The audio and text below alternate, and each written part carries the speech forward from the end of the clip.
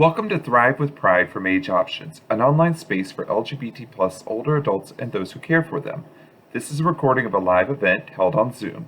As always, we had a great Q&A which was not recorded. We invite you to attend next month's live event. This month, we welcomed Frank Summers, a volunteer community educator for the Alzheimer's Association, who presented Healthy Living for Your Brain and Body. Please see the video description below for helpful links, including a link to a PDF workbook to go along with this educational session, and more.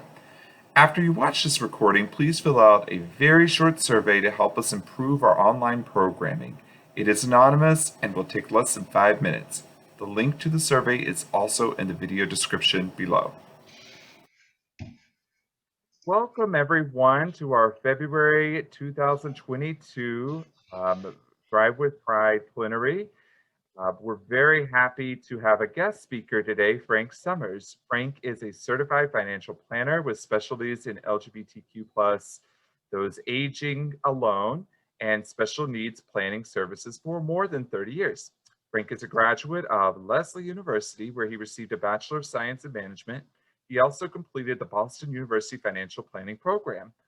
Professionally, Frank is active with Pride Planners Group of the Financial Planning Association. On a personal level, he is active with the Rainbow Foster Network in support of LGBTQ+ kids in foster care and is a community educator for the Alzheimer's Association. He lives in Charlotte, North Carolina with his 2 cats who enjoy making guest star appearances on Zoom meetings. And well, I think we can only hope, Frank, but you said they were asleep, so maybe not today, but we're glad that you're here, Frank, and I'll turn this over to you and your presentation. Great, thank you. Thank you, Jason.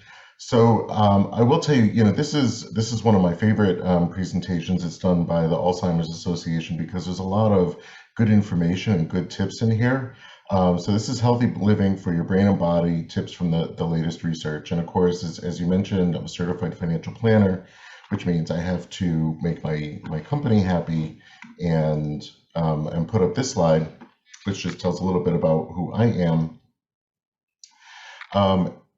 And so we're going to talk today about a number of different things, talking about the reasons for taking care of yourself as you age. And there are some specific things that we want to talk about specifically for people who are LGBTQ+. Some strategies to age well in the following areas for physical health and exercise, diet, nutrition, cognitive activity, and there were some surprises there for me in the cognitive activity topic, and social engagement, and some important points there as well. In the chat, there was a link to a booklet called Healthy Living for Your Brain and Body. It's not something that you need for this. It's something that you can pull down after the presentation. But there's some additional information for everybody that's there as well, so that you can make your own plan for healthy aging. So for the people who are on this call who may remember this going back to the 80s, here's Betty Davis, and she used to go on the talk shows, and she was making the circuit. And this is a picture of Betty when she was 73, and she had her comment about how old age ain't no place for sissies, which honestly was kind of a funny thing for her to say. But she was 73 at the time, and I think about this because I recall, those days of seeing Betty on some of those talk shows. Whereas this is 73 today, is, here's Cher. And so, and this picture also was taken when she was 73. And so some of our ideas and some of our thoughts about what, being in our senior years are and what they're like can be pretty different. And so, this being a Thrive with Pride, of course I've got to bring out Cher. So we're going to talk a bit about aging and health and how that depends in part based on your genes, your environment, your lifestyle, and those lifestyle choices that can help to keep your body and your brain healthy, and the link between those things. So there's a couple of things that I want to point out with respect to LGBTQ+ people, which is, and there's a little bit of not so great news here. We tend to report higher levels of subjective cognitive decline. So this is research that is fairly recent. But on the right side of the screen, you can see that there is some information that's been put out by the CDC and by the Alzheimer's Association. So it's important for us as LGBTQ plus people to understand this particular topic and to really think about some of the things that are being presented as part of this presentation as ways that we can take control of our particular situations. And I think that we need to be cognizant of the fact that as LGBTQ plus people, there are some health disparities. So, we've experienced a lifetime exposure to, some of us have, to stigma and discrimination, and sometimes trauma. There are definitely health disparities that come along with being LGBTQ plus people.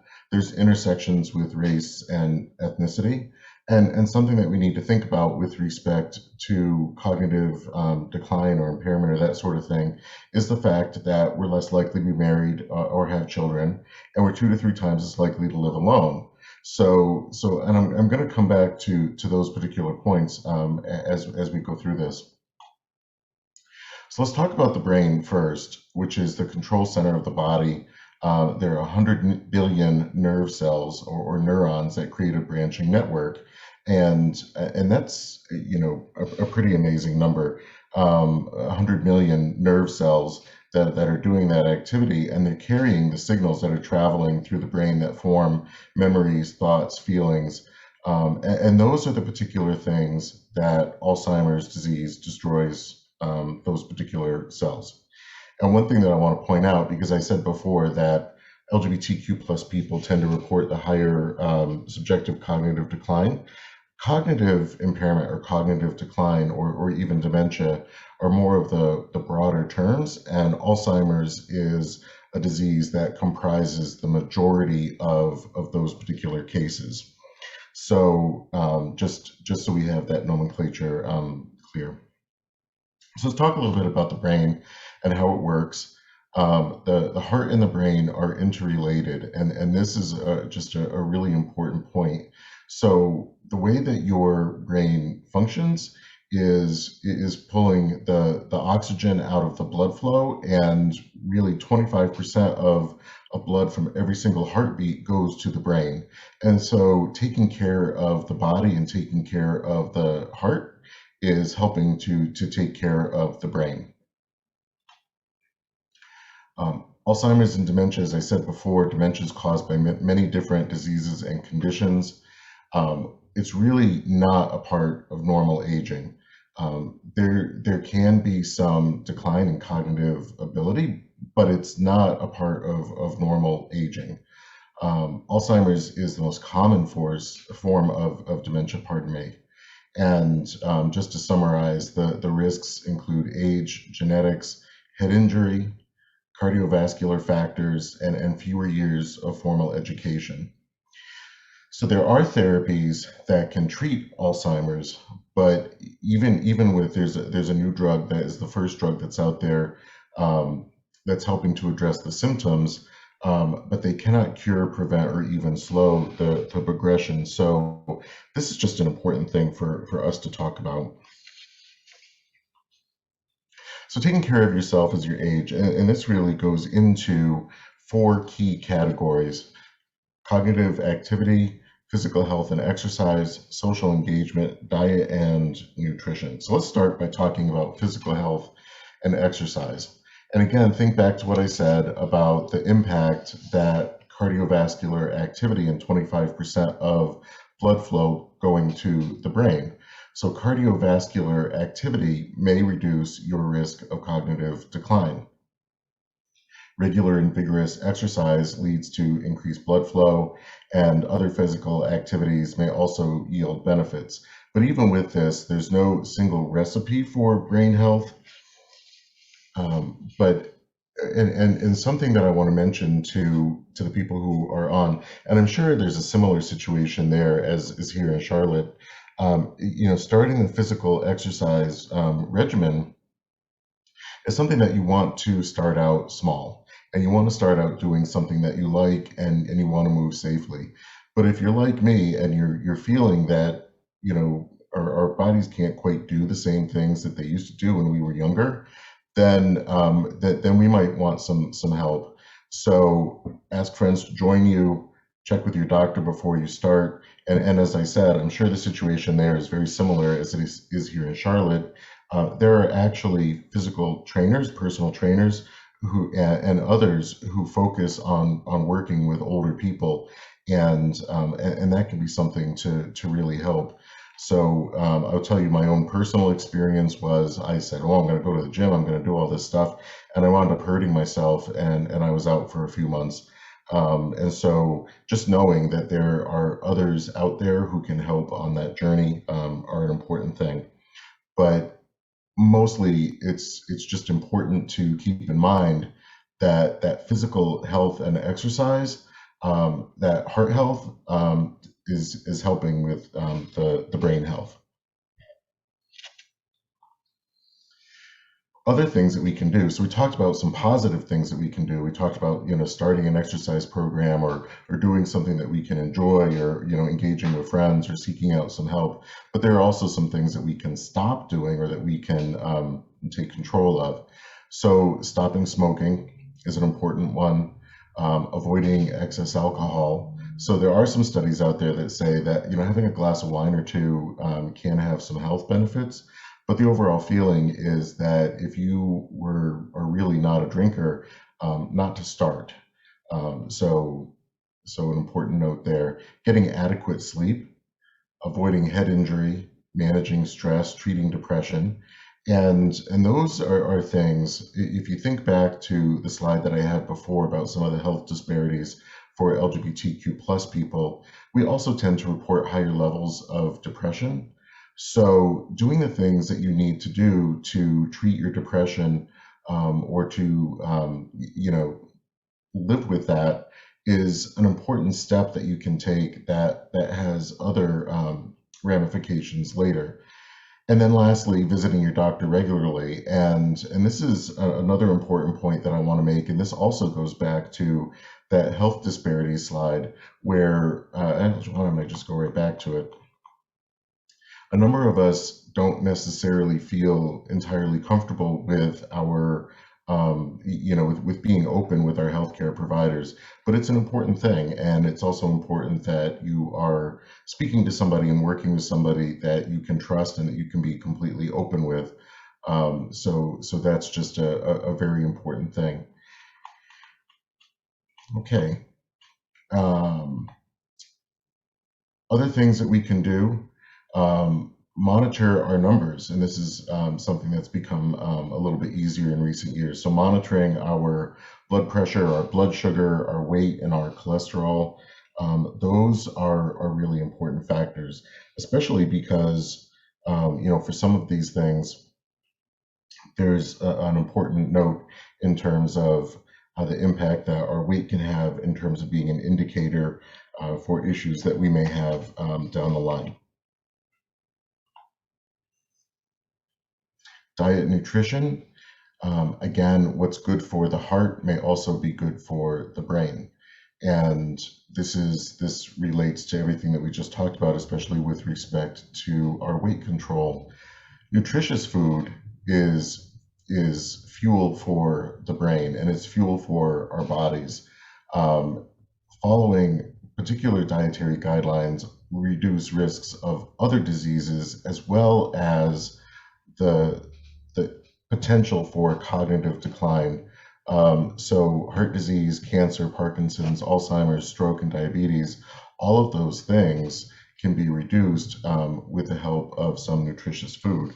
And part of that are a couple of diets that we've all heard of. One is the DASH diet, and what that means is, I'm actually going to read this off here. It says the dietary approaches to stop hypertension. So, and that's a very flexible and balanced plan. But then the other is the Mediterranean diet, which has a lot of fish and nuts and that sort of thing. So a lot of really good things that we can eat that can really help with that particular part of things. So some of what we should eat, vegetables, the fruits, as I mentioned before, the nuts, the beans and whole grains, lean meat, fish and poultry, and vegetable oils, and then some things to avoid: saturated and trans fats, processed food, deep fried food, unhealthy fast food. And I'll say, I'm one of those people. I'm one of those LGBTQ plus people. I don't have any kids and I live alone. And so it's really actually pretty inviting, especially having a very busy day or being involved in community activities and that sort of thing. So I'm going from place to place, and to stop off at a fast food place and just grab something quickly. So those are unhealthy things. And after seeing this, I realized I really needed to be in better control of that. And one helpful tip that I found is that there are places like Trader Joe's or Aldi or Lidl or even Whole Foods that have prepackaged individual servings of fish and poultry and those sorts of things. And so that has really helped me personally with staying on track with respect to this particular diet recommendation. There are a number of dietary supplements and vitamins out there that talk about a lot of the things that we just mentioned. And those are things that you really do want to talk to your doctor or healthcare provider about. The World Health Organization has said that those supplements should not be recommended to reduce the risk of cognitive decline. But that doesn't mean that you shouldn't have your levels checked. It doesn't mean that you shouldn't talk to your doctor and see what's really right for you and what's the best healthcare perspective for you personally. And again, I feel as though I'm oversharing here. I'm one of those people. I had my levels checked.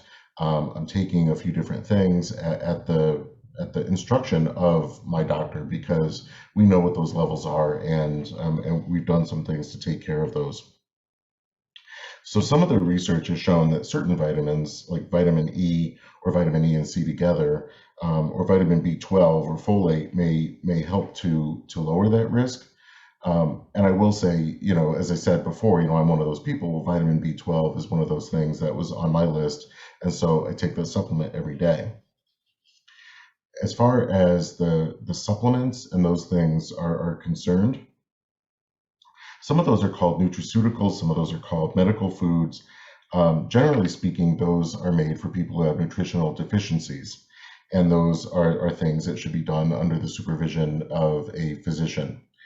So some of those things can be out there and they can be marketed, or they can be spoken about by people who may not be as reputable, or maybe they're people who really believe in them and speak to them, but that really doesn't change the fact that these are things that they really don't have regulation, so they're not being watched by the FDA, and they are things that may include false claims, and so you really should talk to your doctor first before engaging with any of those things. I said before about cognitive activity, there was a little bit of a surprise in here, but let's talk about what that is first. First, cognitive activity is keeping your mind active, and those keeping your brain active and learning something new and engaging in something new, those are the things that form new connections among your brain cells. So as we said before, there's 100 billion brain cells, and there's a constantly growing and expanding network of cells that are passing along the information and are forming memories. So this is where these things all start to come together. So keeping your brain fit in terms of having the brain flow, having the blood flow, pardon me, to the brain, having the physical activity, pardon me, eating the right food, and doing mentally stimulating activities, all come together to help to maintain or improve cognition. And those are important things. Engaging your brain in formal education is one suggestion in terms of helping to keep your brain healthy against developing dementia. So this is where the surprise came in, which, I love to do puzzles. I do a lot of word puzzles and number puzzles. I do a lot of card games and that sort of thing. But I've been doing them all my life. So they are things that I'm used to.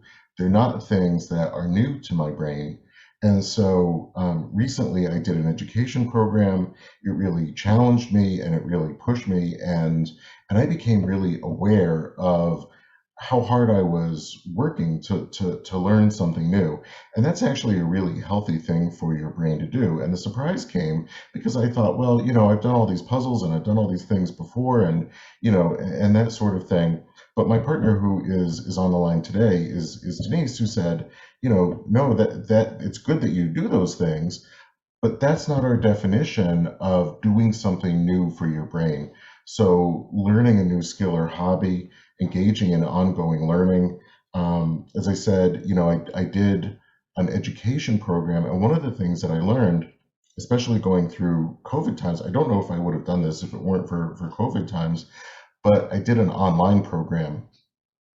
And what I found in the nearly 30 years since I've been in school, in a formal school setting, is that the learning itself was much more engaging. It was much more active, the way that they use the computer and those sorts of things. It was really very, it was really engaging for myself and for my brain.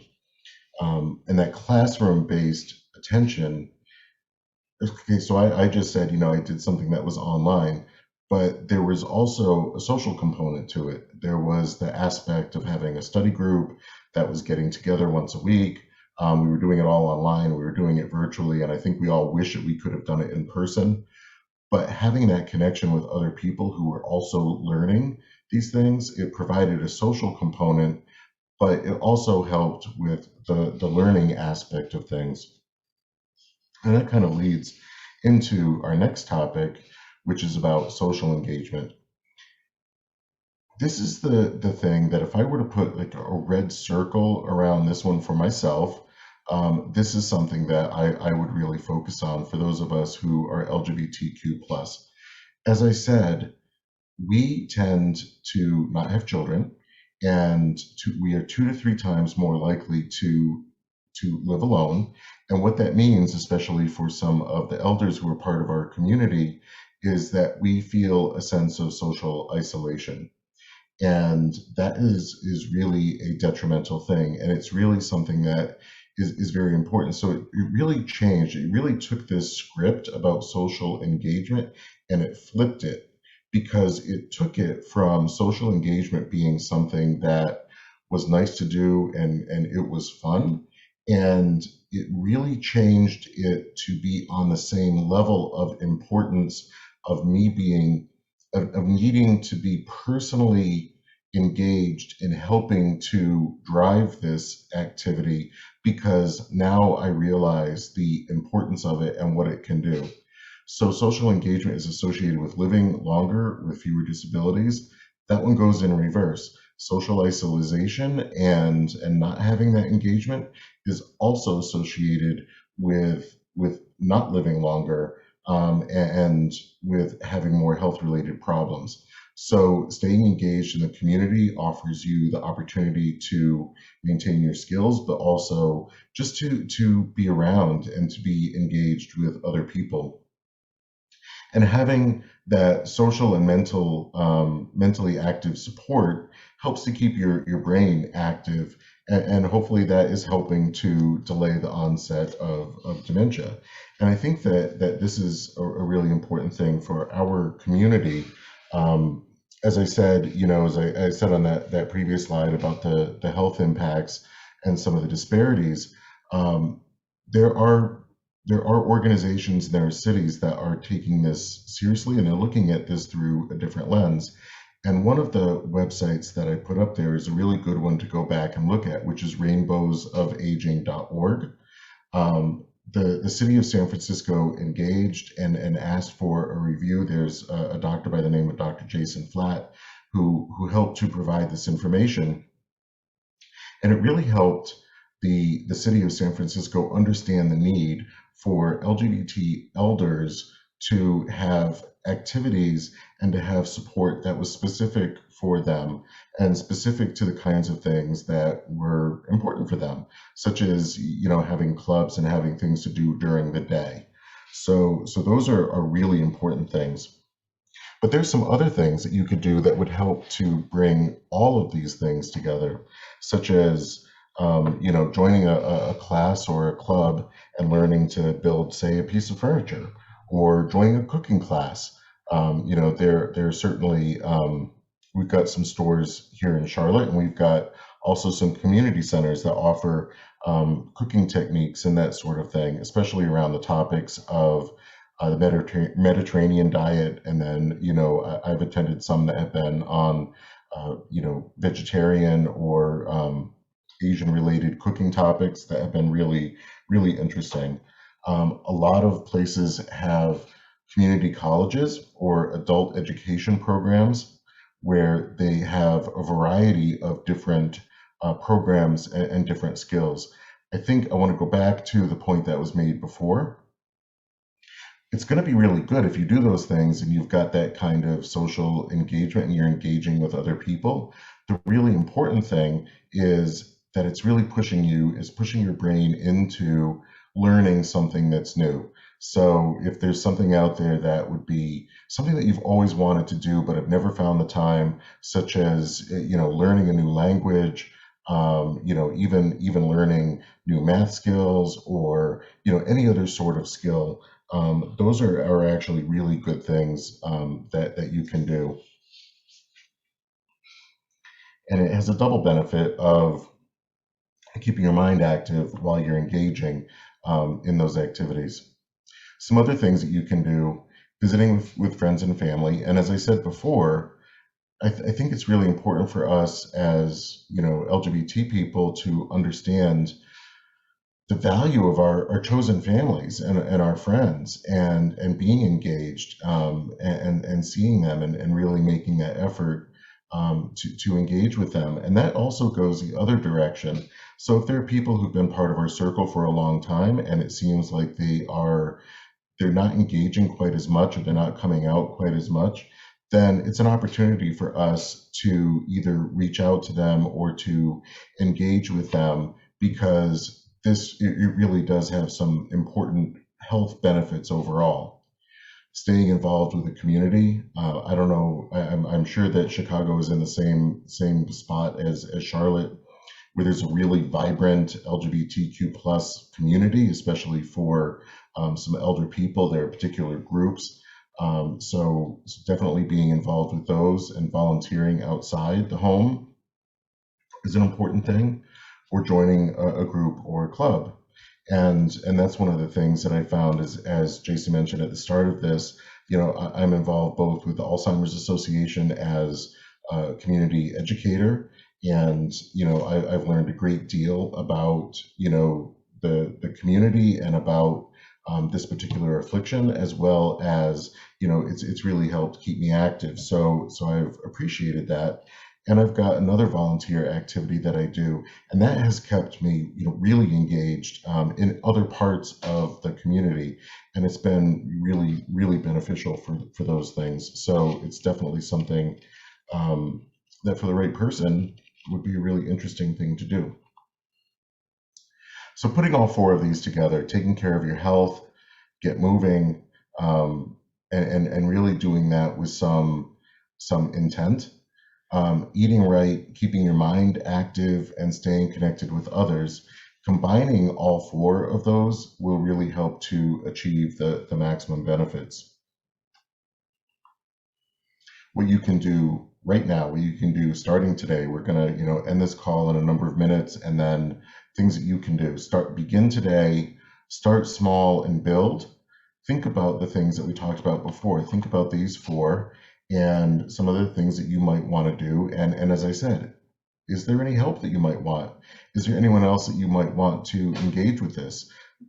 Would you want an exercise buddy? Would you want somebody, a dining companion that you can share the work of the Mediterranean diet or the DASH diet, or just actually because it's really good food, just to have someone to explore new recipes with. So finding those people, starting small and build. In each of those things, find something that you enjoy and stick with it. Making healthy choices, make a plan, as I said before, getting support from others, and really the most important thing, have fun. So that's one of the things that I really like about this particular presentation is putting those things together and realize, we talk about we talk about those things generally as individual topics, but really looking at those as part of an interrelated plan to help take control of our bodies and our choices and our brain health, and knowing that that can be each one of those things. The physical activity, doing something that we enjoy, the food, doing something. I mean, I love to eat, and so having fun with that is a great thing. Doing something from a cognitive engagement, again, doing something that's really fun, that's really enjoyable. All of those are just important factors. I mentioned before about the nutraceuticals and about some of those supplements and things like that. So being a savvy consumer is important. So if somebody is putting that label on there and saying, and it sounds like it's too good to be true, it probably is too good to be true. Be cautious when you hear about huge promises or reports of miracle cures. Do thorough research. This is one thing that I would say, especially with respect to dementia and cognitive impairment issues. The Alzheimer's Association has a tremendous bank of different presentations and research. So there's various things in terms of understanding the warning signs. We're doing the healthy body, healthy living right now. There's also some things out there for some of the legal things that people can do, some of the financial things that people can do, and some of the other things that kind of build on this healthy living idea and this presentation. And then working with trusted and reputable professionals such as your doctor, your pharmacist, and again, the Alzheimer's Association. And I want to mention this in terms of my experience of being a gay man. I think that oftentimes when it comes to pride and when it comes to some of the other things that we do as a community, every June, we'll see some of the same companies come out and they bring out their flags once a year and they wave them and they might put a float in the parade, and then we really don't hear from them. Whereas the Alzheimer's Association is a different sort of organization. They're putting real resources and real attention into this issue for our community, and they've got tremendous resources. So they've got a 24/7 helpline. That number's here on the screen.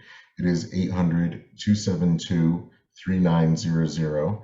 That is staffed 364 days, 365 days a year, 24/7 with helpline specialists and master's level clinicians, many of whom are in the Chicagoland area, and they offer confidential support and information. There are people who can translate into over 200 languages, or there are materials that are available. There's live chat that's available for those who prefer to use their phone or type on their phone or use their computer. And there's even a TTY service for those who are hearing impaired. So there are really tremendous resources. And the Alzheimer's Association has brought in some people. They've hired, over the course of the last couple of years, they've hired a new head of the area that's really focused on these marginalized communities that share the impact that we are at a higher risk for cognitive impairment, and have hired additional staff to do community reach out, to develop resources and support. So again, this isn't an organization that has come out and waves the flag around Pride time and then puts it away and it goes on to whatever's happening the next month.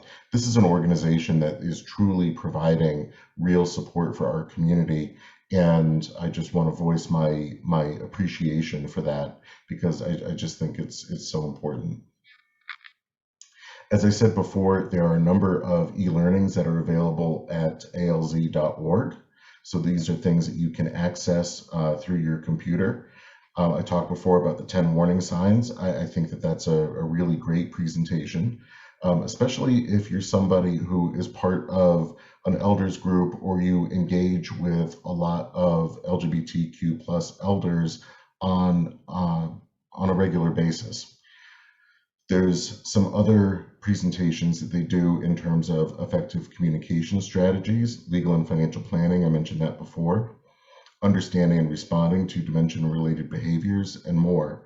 Some of these are available that you can go online and you can watch, and then there are others that are like this that you can schedule and you can partake on particular times. And I hope this is okay, Jason. I want to mention, we in Charlotte, we're also doing an online monthly program that's specific for LGBTQ plus people, and we are doing a lot of these same topics and things that are particular for our community. And again, this is something that was being spearheaded by Denise at the Alzheimer's Association. So there's some real support for our community that's there. And it's just a tremendous organization. They have on alz.org a number of different things as far as a community resource finder. I mentioned alz.org, but there's also, you can just go to www.communityresourcefinder.org, and there are things from the Alzheimer's Association, from AARP, Care at Home, Community Service, housing options, and medical services. alzconnected.org. This is a free community for everyone who's affected by Alzheimer's or another dementia. And this includes those who are living with the disease, those who are care partners or care providers or caregivers, family members, friends, or someone who's lost someone to Alzheimer's or another dementia. And I have to say, I mentioned my grandmother before. I mentioned about her canned green beans. My grandmother died a number of months ago, probably about 3 or 4 months ago. And at the end, she definitely was showing that, she was in the throes of some form of dementia. And it was a hard thing to watch, because here was this previously very vibrant, very engaged person. She had a number of health afflictions that impacted her. And I think that they just built up over time, but it was a really hard thing to watch. And it really helps knowing that there are people out there that we can reach out to and that we can talk to. And there are even, in certain parts of the country, there are even care support groups that are LGBT focused, which is another thing, because, as LGBTQ plus people, we tend to be more of a caregiver within our own biological families, but then also for our chosen families. So there's an interesting little disconnect there. We tend to be more providing for our parents and for people who may be part of our biological family, but when it comes to us and our specific choices, we may want our chosen family, those people who've been with us the whole time, to be the ones who are engaged with us and are helping to speak for us and helping to make decisions for us. So that caregiving is an important component. And there are groups that are there for those who are LGBTQ plus, who are both living with the disease, or those who are care providers. So the Navigator, this is another incredible resource. So a lot of different tips and a lot of different topics that are here. Some of these build on some of the presentations that are out there, such as the legal planning or the financial planning. But then there's also the working with your doctor and some tips for daily living. And that brings us to the conclusion of the slides. But what I'd really like to do is open this up and to see if there are any questions. So what I'll do now, I'll stop sharing the presentation and we can turn this back over to Jason and then go from there. Frank, thank you so much. I'm going to stop the recording here, but Frank, we just want to thank you for joining today for that great presentation. Thanks again to Frank for that wonderful presentation. Don't forget to see the video description below for several helpful resources, including a workbook to build your own action plan. As Frank mentioned, you can call the Alzheimer's Association helpline 24/7 at 800-272-3900 to connect to more resources about healthy living for your brain and body. Please join us for our next monthly event on March 22nd, 2022, a legislative advocacy update from SAGE. Login information is at our website and below in the video description. Thanks for watching, and please don't forget to fill out the quick survey below.